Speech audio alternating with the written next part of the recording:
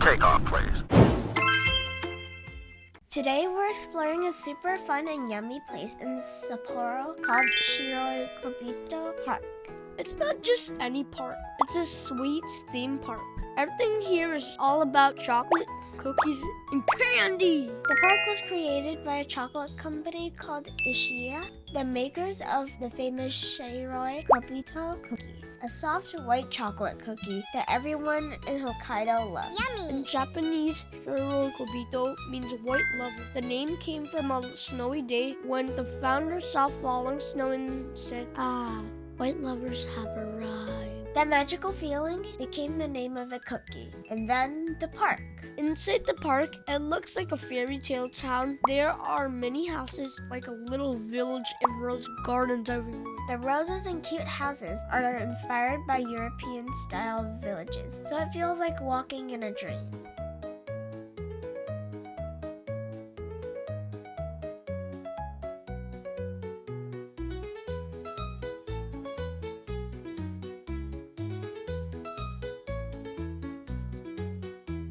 This is a nice house. And there's a little bed. Let's see if I can lay down on it. Oh, it's crazy. All right, where am I I going can to sleep? literally sleep here. I'll just sleep with this, right? Yeah. This is a nice house. Come on, guys. Don't miss the big clock tower. Every hour, it plays music and little animal dolls come out from the clock and dance. And we can even see the whole cookie making process inside the factory behind the big glass windows. We even found some fun facts while exploring the factory, like how many cookies they make a day. One of the best parts of Shiroi Koibito Park is that you can make your own cookie.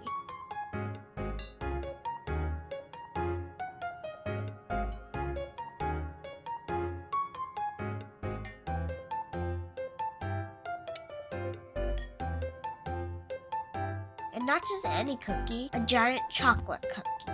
First, we put on little baker hats and went into the workshop. So cool. Then we got a big round cookie and we used icing to draw anything we wanted on it. Hearts, smiley faces, flowers, and even a penguin. Now you need to put like decorations.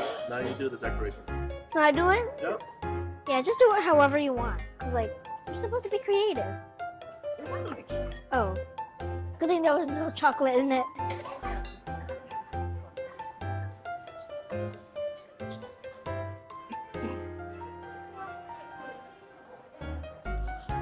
Mommy!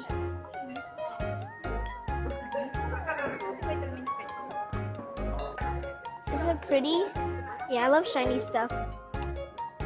I'll make it yummy.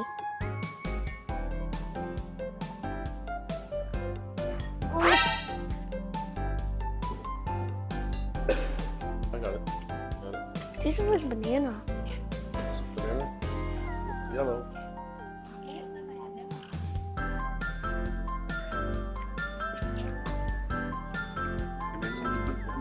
Upside down. Are you happy with it? Yes. Just gonna do a little outline. Oh, that is a bear? I really wish it was mine, but it's so cool. And guess what? After decorating, you get to take them home in a pretty box. Making our own cookie and learning about chocolate was so much fun. So if you ever visit Shiroi Koibito Park, don't just eat the sweets, become a chocolate maker too. We're heading to Noboribetsu, around 1.5 to 2 hours by car from Sapporo. Get ready for something amazing and steamy. The name Noboribetsu comes from the new language. It means cloudy white river because of the hot water and steam that flows through this area.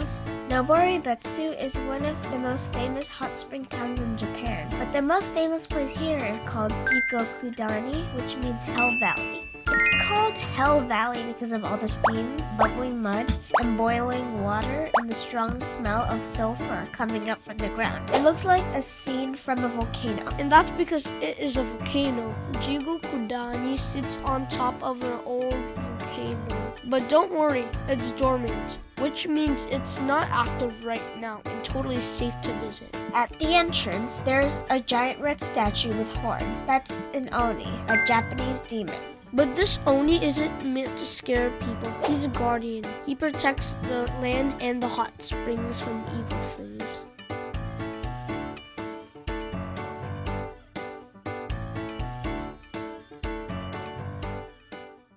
Today we're going to a place full of furry, hungry friends, Showa Shinzan Bear Ranch. It's just about 15 minutes by car from Nobu Ribeshu, so it's super perfect for a fun side trip. This ranch opened in 1958 to help protect and take care of Hokkaido brown bears, a species that lives only in this part of Japan. Brown bears are big, strong, and super smart, but they also endanger in the wild, so this ranch gives them a safe home. At the ranch, you can see bears up close. Some are playful, some are sleepy, and some will even wave at you for snacks.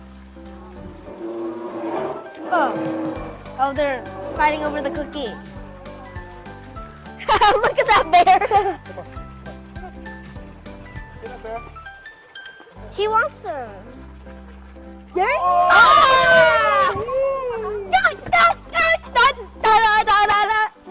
That's right, you can buy bear cookies or apples and drop them into special chutes to feed the bears. It's so fun to watch them catch the food. The bears here live in large open areas. If you love animals and want to meet some big fluffy giants, Showa Shinzan Bear Ranch is the place to go. Look at that huge mountain over there. Right next to the bear ranch is a real volcano called Showa Shinzan. And guess what? It's a very young volcano that was born less than 100 years ago in 1943. Most volcanoes are thousands or even millions of years old. The story of how this volcano formed is that during 1943, during World War II, people in a nearby village started feeling earthquakes, and the ground began to shake and rise. And then, boom!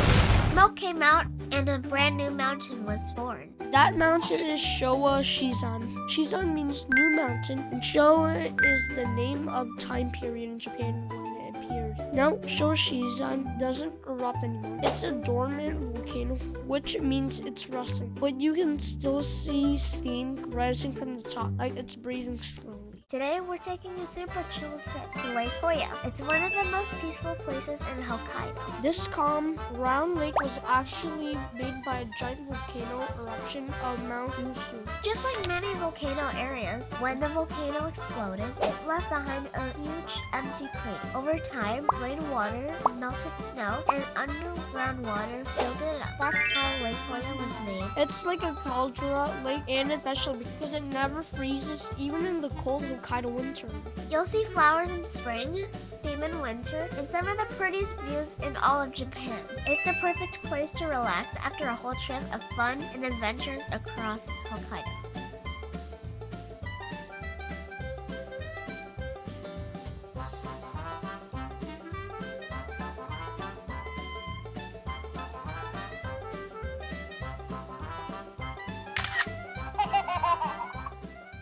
Welcome to Otaru, a beautiful old town by the sea in Hokkaido. Walking here feels like stepping back in time. The town is famous for its glass art, music boxes, and handmade sweets. Why? Well, a long time ago, Otaru was a busy fishing port. Lots of boats came and went every day, and even at night. But back then, there was no electricity, so fishermen used oil lamps to see in the dark.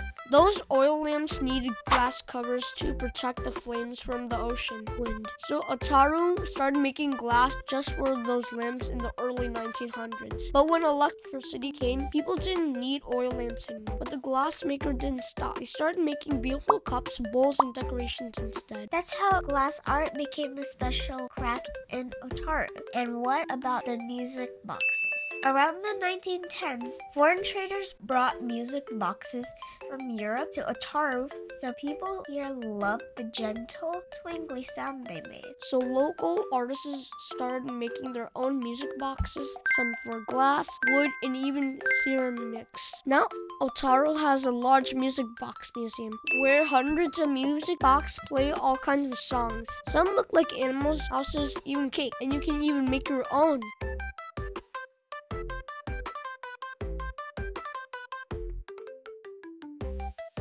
That's it for our Hokkaido journey. We hope you have fun exploring with us. Don't forget to like, share, and subscribe if you enjoyed this ride. And come back next week. We're heading to a brand new country for more fun, food, and fantastic adventures.